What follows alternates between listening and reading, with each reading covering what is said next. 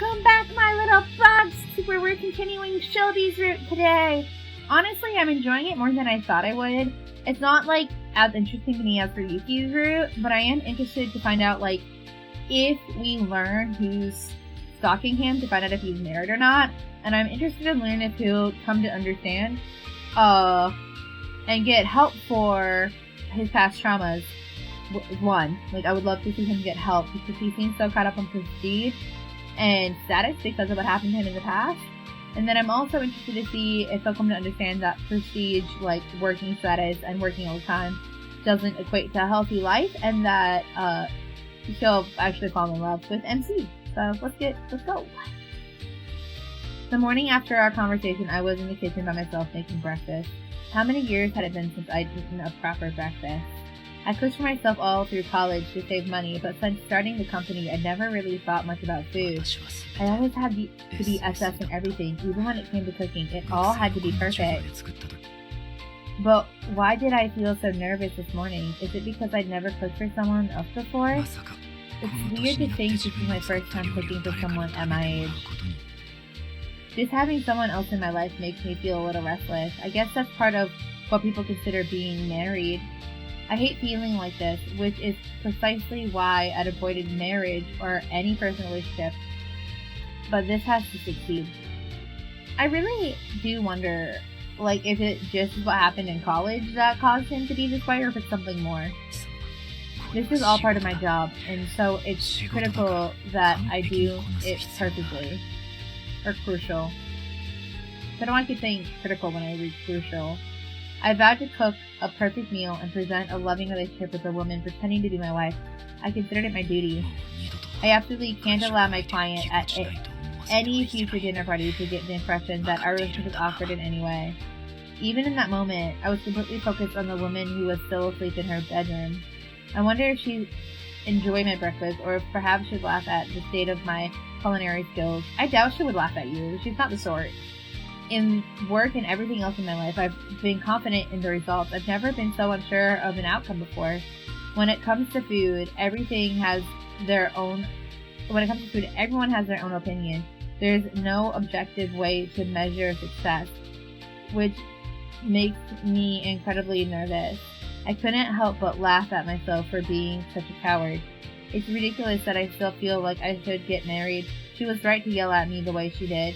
Ultimately, I just want to get married to further my career. I really am treating it like getting a license, which is exactly why there's no way it can go well. To be honest, the lifestyle I've lived right now is essential to my ideal situation. She only says what needs saying, and she plays her role perfectly at social events. I wish actual marriage life could be like this. Of course, I only feel comfortable because I know it's just a job for both of us. An actual marriage wouldn't be so simple. If it really isn't possible for me to achieve this kind of married life, I'll have no choice but to announce it eventually. I know the company will suffer setbacks as a result, but it's the right choice in the long run. I agree. If I keep letting her be involved, eventually I'll become completely dependent on her, and her own life choices will be taken away. She's only been at the company for 2 years, and she has a bright future ahead of her. She may even fall in love herself someday. She says that will never happen, but that's just her youth talking. I can't force her to do this forever. And yet, I'm still taking advantage of her kindness because I know she's truly worried about the company and would do anything to protect it. Last night she kept me from going to work in order to improve our relationship. She knew it would be hard, but she did it anyway. Even among friends, it's hard to say things like that. I'm the company president. What other employee would be so brave? But she said exactly what needed saying. I don't know how to express how thankful I am to her. If I made an announcement without telling her, it would be a complete betrayal of her and all of the work she's done. For now, all I can do is try to reward her effort and grow the company even under the shadow of my lie. A big enough company could become immune to things like that, but no, stock prices are always vulnerable to the public opinion. That's one weakness of running a company. The greater its reputation becomes, the more things there are to worry about. If only I'd avoided this misunderstanding in the beginning, or at least gotten married when I should have. It's not as if I had no dating experience, but things always seemed to fizzle out before they could go anywhere. Because you're always working! And it's always ended in the most cliche way possible. What's more important, me or your work? Why are people always so insecure? If I ignored work and lost my status, they wouldn't have given me a second look. Every woman I meet using my matching system said they wanted to be a president's wife. They approached because of my status. So I thought I had to protect my prestige and aim even higher, which just resulted in more ruined relationships. Why can't you understand how I'm feeling? Why can't we ever even go out together? How many times have I heard those words? Every time I heard things like that, I couldn't help but think they were only with me because of my status. Okay, if they want to spend time with you, I can guarantee you they're not with you just because of your status. They probably just want to spend time with you, get to know you. I've always wondered, why do you care so much about status and prestige and all of that? What I want to know is, why do you not seem to care about those things at all?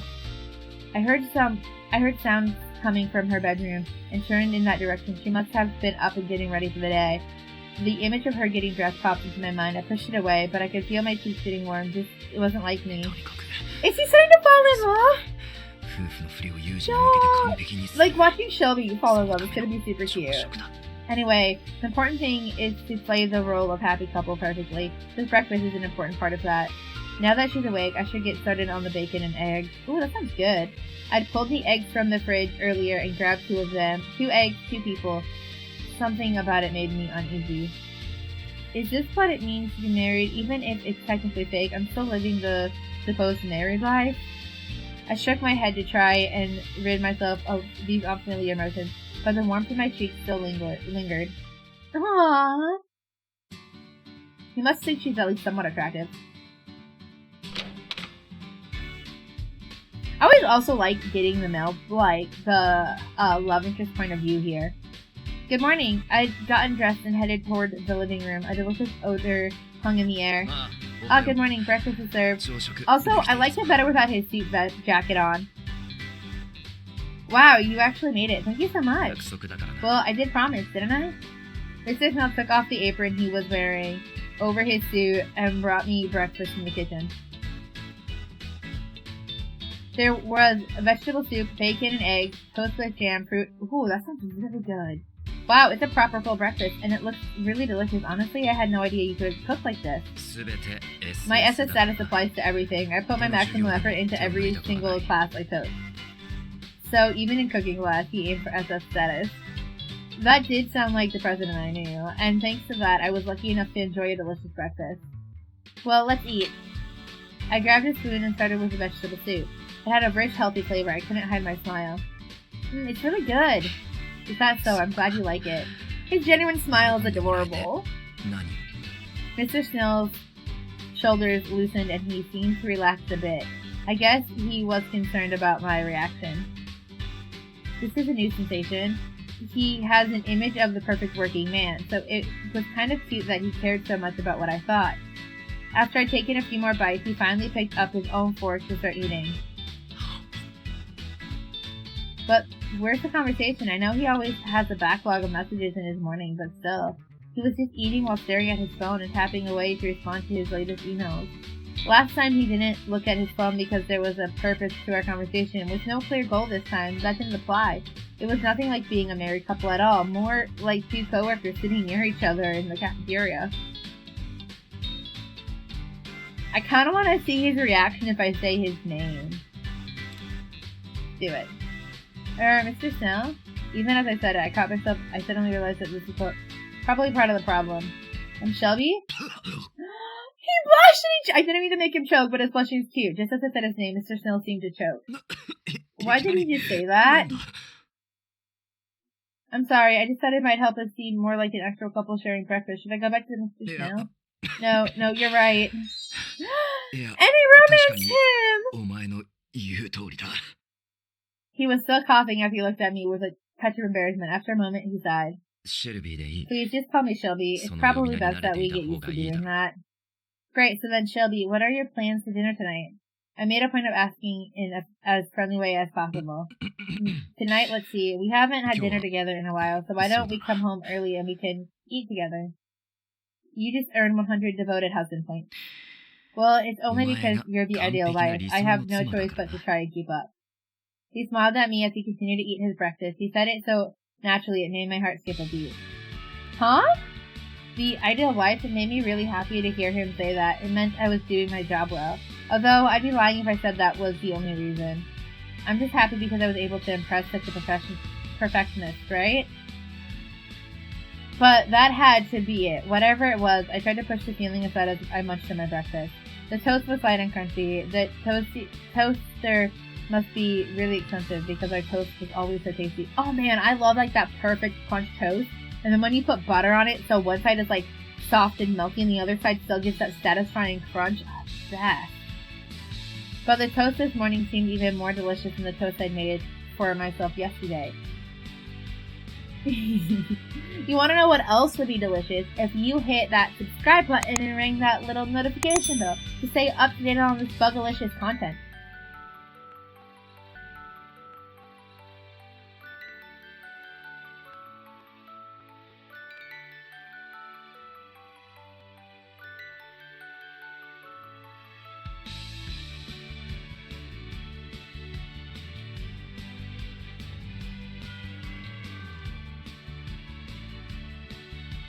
After breakfast, I headed to the office as usual and made my way to my desk. I turned around and saw a group of people gathering near the wall. What's going on over there? There you are! I was wondering when you'd show up. Huh? What's going on? Clarice motioned me to come over. As I went to stand by the others, several female employees started to glare at me. Oh my, I'm getting a sense of deja vu. How the heck did this get through?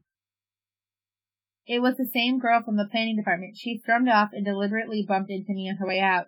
With no clue what was going on, I made my way to the center of the crowd, where when I got there, my hand went to my mouth in surprise. An announcement had been posted with the results of the competition. I was nervous, but slowly moving closer. When I saw the names listed, I gasped. Amongst the finals, I spotted my own name. Hey, she made it! Good for her! That's so exciting. So your plan made it through. Huh? Interesting. I had to go to Mr. Snow's office on other business, but mentioned the results while I was there. He listened as he worked. I was sure my entry had been picked thanks to his advice, so I wanted to make sure and thank him. 5-star challenge, cooking with fire? Wow, that's one heck of a title.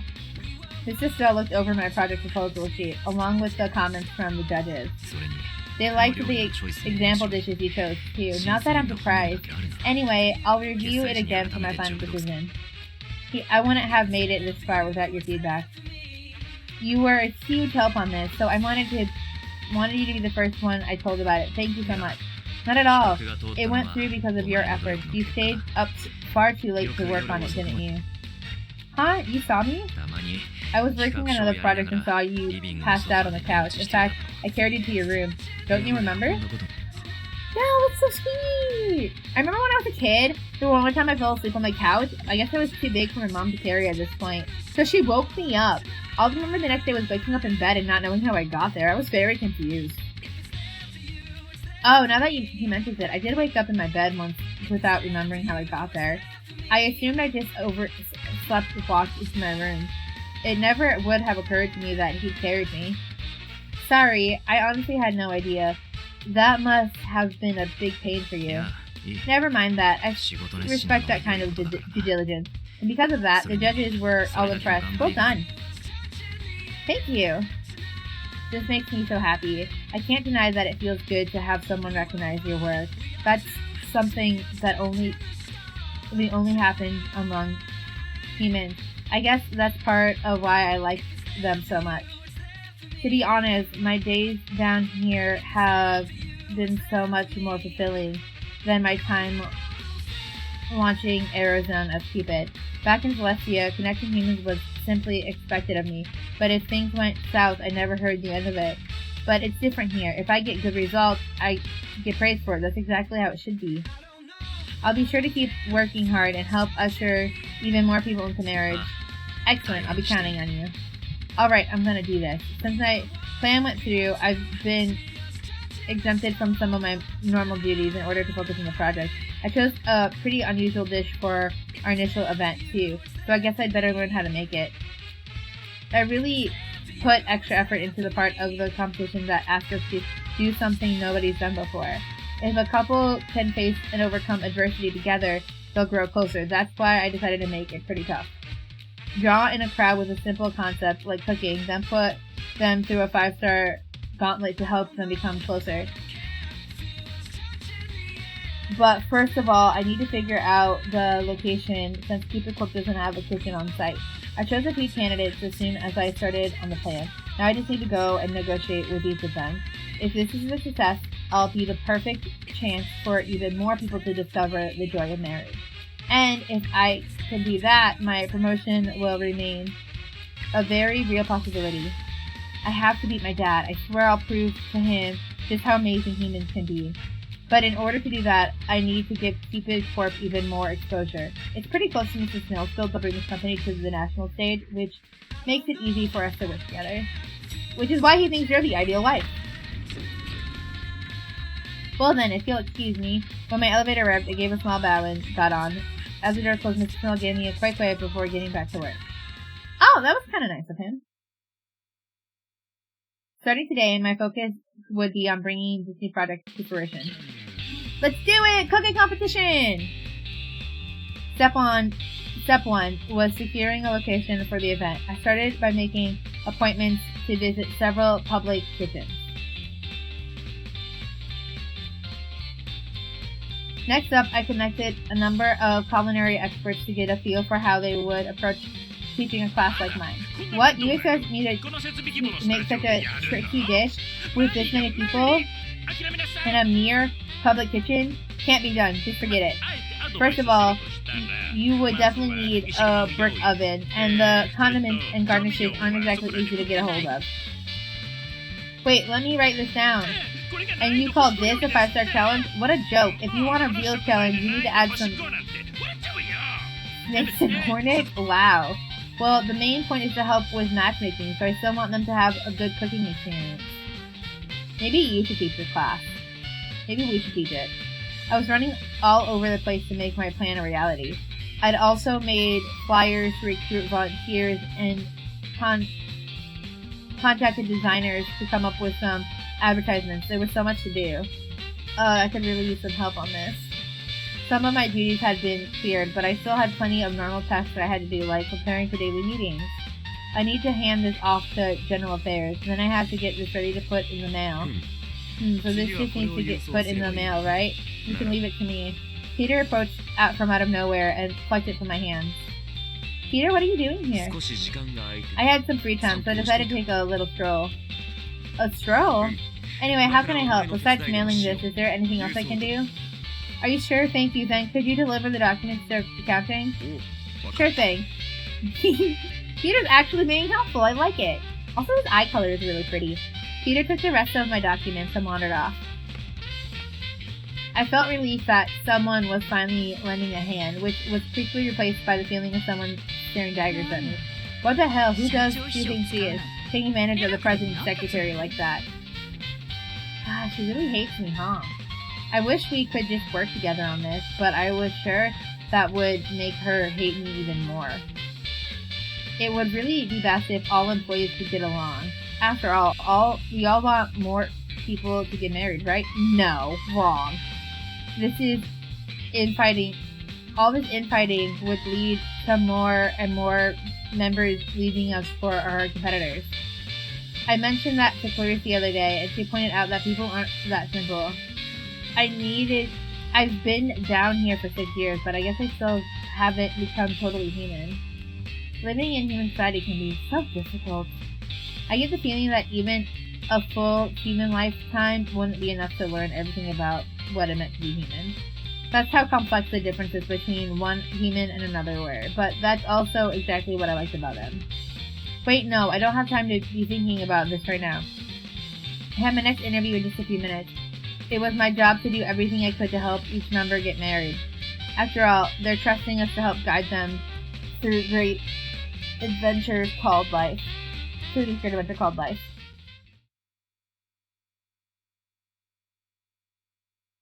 I'm home. I arrived to discover that Mrs. that for the first time, Mr. Snow had made it home first. おかえり。 Welcome home. Have you eaten dinner yet?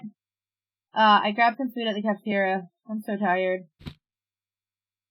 I dropped my bags and flopped down on the couch. Mr. Snow had brewed some coffee, and now he brought it me a cup. Care for some? Yes. Wow, thank you. I happen to be making some for myself anyways. Shelby, your coffee is always so delicious. You really don't have to correct yourself. No, I do. We're married after all, right? I made a conscious effort to switch over to married mode and continue the conversation that way. Right, Katie. He mumbled to himself as he took his cup of coffee and sat next to me. So, what's your plan? How's your plan going? There's a lot to do, so it's pretty exhausting, but I'm also having fun. And of course, it's really fulfilling. That's good to hear. And Peter has been helping me out a lot too. Wait, did you tell him to do that? Well, I heard that the planning department wasn't able to help too much, so I sent him to you in their place. Could that girl from the planning department be? I had a bad feeling about it, but I kept quiet. I couldn't accuse someone without proof. I see. Well, thank you very much. He's been really helpful. That's good to hear. He's quite the hard worker, isn't he? He's been a big help to me as well. That's true. He's like a completely different person compared to his last time on Parasite House. It was pretty surprising. For example, he seems to know exactly where to find everything and what everyone is up to. It's kind of creepy, actually. It reminds me of how Owen had mumbled to himself about some industrial spy previously. But Peter really does seem like a really good person, so I don't want to suspect him. So, about my plan. Shh. Huh? For some reason, Mr. Snow put a finger to his lips with an angry look on his face. Then he glanced out the window. What's the matter? Come here. Huh? What? He stood up and grabbed my hand to get me to stand behind him. He pulled me under the stairs as if we were hiding from something. Bum, bum, bum, bum. What's going on? There's someone in the yard. I saw a reflection of light. Probably someone with a camera. What? Do you think it's the same person you were talking about before? I do. Someone's still snooping around. CCAM should have been contacted as soon as someone entered the yard, but... That's strange. Maybe the sensor is broken? Or maybe they have some way of jamming the signal. Is that possible? I guess my bow and arrow does the same thing. If we keep Lord Jupiter from finding me. That method was probably pretty different, but the end result was basically the same. I knew it. There's definitely someone out there. I can see them on the security camera. The video quality is awful though. He must have been some kind of app for the camera. He showed me a video feed on his phone. There's definitely someone there. I can't zoom in any further, but whoever they are, that's certainly a camera they're holding. What are you going to do? We can't let them get a clear shot of you, so you stay here. I'll head to the living room on my own. Huh? Why are you going out there? If I just stay hidden here, they might get away. I'll call CCAM right now, then try to keep whoever it is busy. This might be our chance to catch them. But if they realize he's calling CCAM, they might run away. Him going out there alone might give them whatever proof they're looking for if he really wants to distract them. Would it be better to give them proof that we really are living together as a married couple? Huh? Oh. A few minutes later, after contacting CCAM secretly, Mr. Snow and I stood face to face in the bedroom with the curtains closed. So what do we do now? We'll use the light to cast shadow like this. I put my hand on his shoulder and craned my neck upward towards his face. His shoulders switched and he pulled back, but we were just a couple inches apart. Look at the silhouette on the curtains, Mr. Snow. The silhouette? He was still tense as he looked to the side. When he saw what was there, he sighed and relaxed. The silhouette, I see what you mean now. On the curtain, the silhouette looked like we were kissing, thanks to the illusion of depth perception. I saw something similar in a Christmas movie, where a little boy used it to chase away some burglars. It looks real, doesn't it? Certainly does, in which case, maybe just a bit more. Mr. Snow had his arms around my waist and tried to change the angle to look more convincing. How about this? That's perfect, now it totally looks like we're kissing. Just then we heard the sound of a photo being snapped in the backyard. It looks like the plan was working. You definitely look like a devoted husband now. I guess so. You always seem to have another clever plan at the ready. Mr. Snow was laughing innocently and loudly, and I don't think I'd ever seen him react like this. I've always wanted to try it, ever since I saw it in the movie. Next up, let's use this. I grabbed a banana from the fruit plate nearby, but he stopped me before I could do anything else. Stop it, anything but that. Huh? But I didn't do anything yet. That's not the kind of silhouette I want to show off. But it's really funny in the movie. I've always wanted to try it out. No, don't. Do you even know what you're doing? Aww. Then what about something like this? I put down the banana and took Mr. Snow's hand and led him to the bed. I took my shoes off next to Mr. Snow and sat down next to him. Now it's complete. Huh? What's the position to show? I'm pretending to be a wife making moves on her husband. I bent down to place my hand on the bed from the side. The silhouette looked like I was on top of Mr. Snow. Now this is quite the image. Anyone who sees this is sure to get the wrong idea. I want to know what she was going to do with a banana. I don't think she was going to do what he thought she was going to do. Right? To the outside world, you're a workaholic. Like at home, you're a dedicated partner. I see, but I don't really like being on the receiving end of this. Let's switch places. Mr. Snow smiled playfully and pointed to the bed. He clearly wanted me to lay down. As directed, we switched positions and Mr. Snow got into position as if he were doing a push-up. How's this? Does it look like I'm the one making moves now? He kept his push-up stance and looked at the curtain. The silhouette definitely looked like we were laying down in bed kissing. That's perfect. Great. Since he was in that position, apparently he couldn't help himself. He actually did a push-up. Sir, don't do that. Imagine what the silhouette looks like. Oops, sorry, force of habit. Mr. Snow quickly froze. We looked toward each other and adjusted our position again. We waved our hands to look like we were hugging. I tried to move my legs up and down a bit. Wow, this silhouette thing is amazing. We totally look like a husband and wife making love in bed. I forgot to look at Mr. Snow as I focused on the silhouette on the curtains. I started trying out more poses. I felt like the director of a movie. I did read a book once about how there are special ways to film things like this. I think we're movie directors now. We're really putting on a show. I raised my head up slightly to make it look like I was kissing him, but then Mr. Snow froze up. Movie directors? I guess that's true, but I wonder how long this movie will go on for. He mumbled that himself as he got out of bed. As he brought the silhouette to a sudden halt, I snapped out of my daydream. He was staring out the window. I heard the intruder moving cautiously outside, probably reacting to Mr. Snow's movement. I quickly came to my senses. They're going to get away. I ran to Mr. Snow, took his hand, and embraced him tightly. I hoped that this would entice our peeping Tom. What are you? The sea camp people aren't here yet, and they might get away. Don't you want to catch them? But why are you actually hugging me? Mr. Snow put his hands on my shoulders to push me away. He moved his vest, looking out into the yard and sighed. You don't need to take this so seriously. I do want to catch them, but... In the next moment, Mr. Snow gasped. Then he grabbed my shoulders and forcibly changed the way we were facing.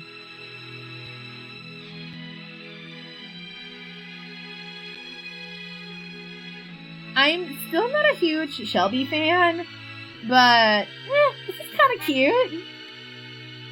I still really like her earrings. He pushed me against the glass window and towered above me. The shadow he cast over me caused me to open my eyes wide. Is he getting back into the silhouette show? That's what I initially thought, but his expression was too serious for that. I cautiously looked up at him. Is something the matter? I saw someone with a camera behind the curtain. I can't let them photograph your face. That's when I realized that there was a gap in the curtain behind us. I could feel the cool sensation of the glass behind me. So he changed direction to keep them from seeing my face from the yard. Thank you. I guess I was being kind of careless. No, I let my guard down too, but this position is perfect. You might be able to see the culprit's face from here. Sir, if you stare for too long, they might notice. True, but Cam, the yard is too dark. I can't see them from here. Let's just let C-Cam handle that. For now, we should focus on buying more time. He took me by the arm and pulled me to a position where I wasn't visible from the yard. Well, we're still in the middle of our movie, and we need to act like a real married couple. Don't you agree, Shelby? I resumed the part of a loving wife, and Mr. Snow smiled in a slightly sad way. Katie, how exactly does this movie end? Huh? When the camera crew in the yard goes home, I guess? That's not what I meant. How long must we pretend to be husband and wife? Until nobody questions it anymore? That's what we agreed on when we started our staged life together, after all. He did have a point, though. How long could we be expected to keep this up? The business meals with clients will likely keep going for a while. I don't mind doing it for as long as it's necessary, and what exactly do you mean by that? A shadow fell over me. He was even closer than before. I could hear the curtains rubbing against each other. Katie, you said that you've never fallen in love, and don't ever intend to. Yes, I did say that, but I'm not sure you've really thought about that. You very well might fall in love someday. In fact, it seems inevitable. I very seriously doubt that. You could then keep it. I was about to say that, but stopped myself. The creases in his forehead deepened. You're so young, so you may not really understand, but there's no such thing as absolute. The unexpected always happens. His face was nearly touching mine. I stared into his eyes. I've never really noticed them before. They were an icy, cold blue, with a hint of gray. I was struck by their beauty. They were like snow falling on a frozen land that I'd seen from Celestia. I held my gaze and Mr. Snow spoke. Why are you so passionate about your work as an advisor, huh? Is it money? Prestige? What's your goal? What's most important to you? What keeps you going? Please tell me. I just want people to fall in love. Kiss, kiss, fall in love. Ba-da-da-da-da-da.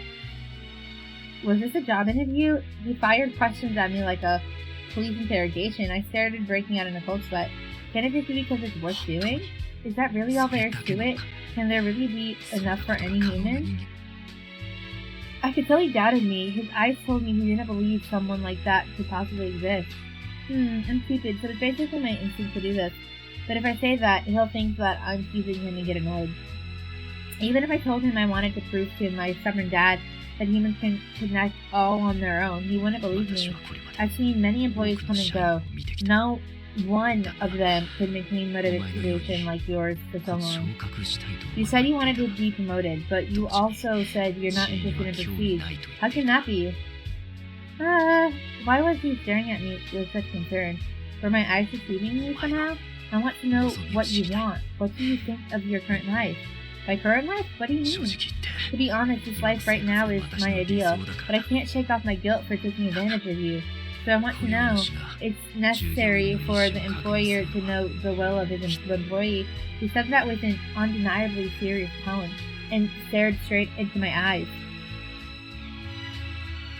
He wasn't touching me or anything like that. We should have been focused on the silhouette show, but I was so confused. I didn't expect a sudden interview like this, and I definitely didn't expect him to say this life was his ideal. I guess, from this angle, they're not really touching. I heard more camera sounds coming from the yard. We were being photographed again, or at least our silhouettes were.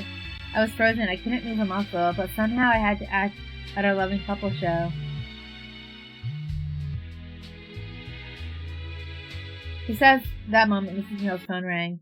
He jerked away from me and pulled the phone from his pocket. The screen said, "CCAM." This is Snail. Hello, sir. Are you, as you requested, we surrounded your home to cut off the exits, but they still got away. Huh? I just heard the camera shutter. How could they escape that fast? But I looked out into the yard and didn't see anyone there. How could that be? I was confused by the fact that they had just vanished. It was straight out of a movie, like some kind of ninja or super spy. What do you mean they got away? Well, the truth is, they just leapt straight over our heads. By the time we realized what had happened, they were long gone. Wow, they really are like a ninja. As I said that, Mr. Snow sighed deeply. Fine, but did you at least get a good look at them? Submit a report of any distinguishing features, height, hair color. Of course, sir. And search for footprints, and be on the lookout for any other suspicious people in the area. You got it, boss. What the heck just happened? They jumped over their heads. What kind of world-class athlete are we dealing with? Parkour! We looked at each other with obvious question marks on both of our faces. We really did hear those camera noises before, didn't we? Nah. Yes, I'm sure of it. Does someone that athletic really exist? We stood next to each other, looking out into the yard, each of us lost in our own thoughts. Without warning, our shoulders accidentally touched, and we both leapt back. Mr. Snow backed away little by little. His face was bright red, which caused me to blush as well. Huh? Why am I? Earlier I had hugged him as part of our show, but now my heart was beating out of my own chest. I think we can consider the job well done for today. We definitely showed off how close we are. Right. And if I asked you to do any more, I'd have to consider it overtime. So, feeling free to relax for the rest of the day. Of course, good night then. I gave him a quick salute and practically ran out of the room. It wasn't until I got to bed that I remembered we hadn't actually finished our conversation.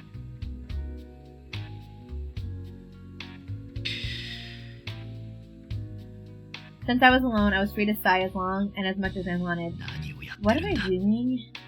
Looking at things now, everything was missing its mark. I didn't get to talk to her, and the intruder managed to escape. I hadn't felt this agitated in a long time. Dealing with so many emotions was positively exhausting. But it was all for the sake of the company. As long as I considered it a part of my job, I could handle it. I sighed again and sat on my bed, then lowered myself down. I should really go to sleep. I knew I needed to rest my mind.